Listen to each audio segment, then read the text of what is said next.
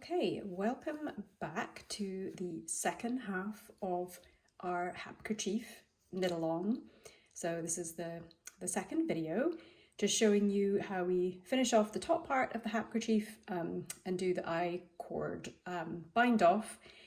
And so we have finished now the lace portion here. You can see the color changes and the old shell lace pattern. So finish those rounds and now we're just back to our main color, and you are continuing to use the wrap and turn method, or you're purling every other round, and you will continue to do that central double decrease. So you'll always be on the right side rows, you'll always be stopping 2 stitches before this marker and working your central double decrease.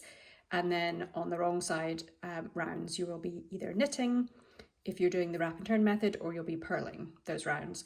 So you won't be doing any more split splicing for this section. And that is basically it. You will do the next section in the main color until you have 93 stitches left. So that essentially will give you 11 garter ridges. Oops, I need to stop before I get, so here, 2 stitches before my marker and doing this central double decrease.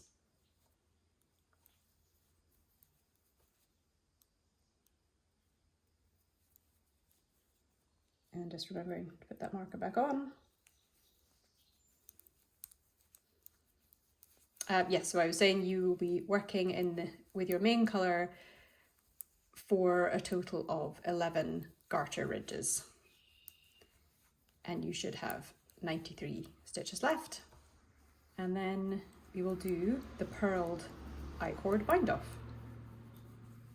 So now I have finished doing all of my central double decreases here, and I have my 93 stitches. I'm coming up on the last wrap and turn, so I'm on the wrong side of the work. I'm actually going to be switching to a contrast color for my purled I-cord bind off, so I've split spliced in the contrast color 1, so I will use that. So just 10 stitches away from the last wrap and turn. Obviously, if you weren't doing the wrap and turn, then you would have been purling this last round.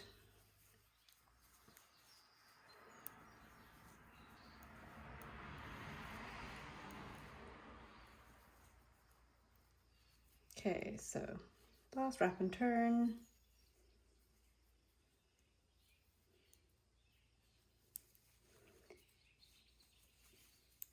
I am now back to the right side of the work, and before we start the purled I-cord bind off, you actually knit 1 round on with the right side facing.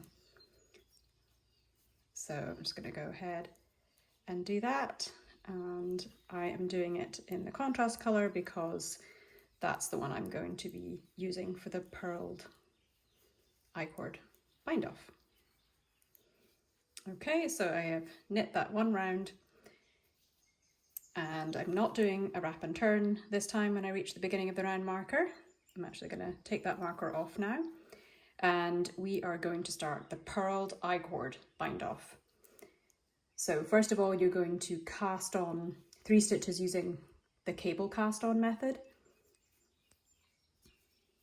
So you're going to go in between the first and second stitch on the left hand needle, pull up a loop, place it on the left hand needle, and do that for a total of 3 stitches.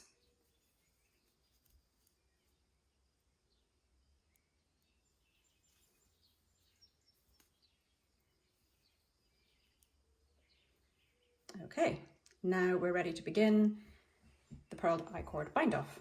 So you'll want to bring the yarn to the front because we'll be purling. And sorry about the traffic noise behind, I've got my windows open. The first time you do this, it's going to feel a little bit snug getting into these newly cast on stitches, but once you're repeating this, it will be easier. Okay, so purl 1,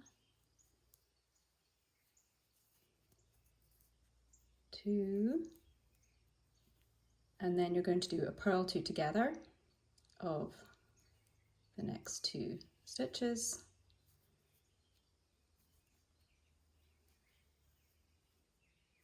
Then you take the yarn to the back of the work, slip those 3 stitches on the right hand needle, back to the left, bring the yarn forward again for purling, and then you're just going to keep repeating that. Purl 2, purl 2 together. So do that all the way around until you just have 3 stitches left on your needle, and then you actually just break the yarn and you're going to draw the tail through those 3 remaining stitches as if to purl to close them up, and then you're just seaming together the 2 ends of the I-cord bind off. And that's it. Okay, so finished the purled I-cord bind off. Like I said, I did mine in a contrast color, but of course you can just do it in the main color if you want to. And I only had 2 ends to weave in because I was doing the split splicing for everything else, so that's pretty nice. And now I'm just going to go ahead and give this a little soak in some cool water with a little bit of wool wash, and then I will let it block.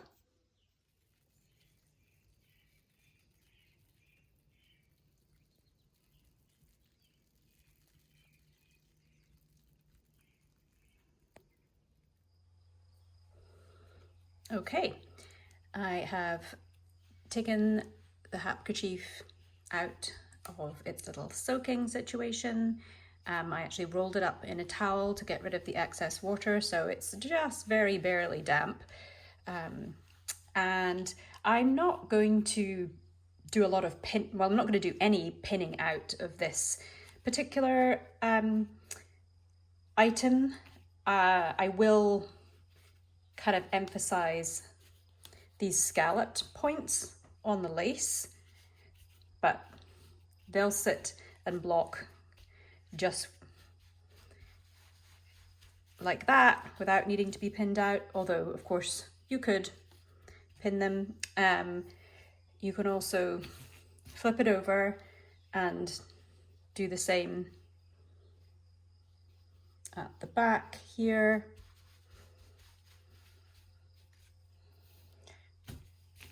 And then you just wait for it to dry, and then you get to wear it.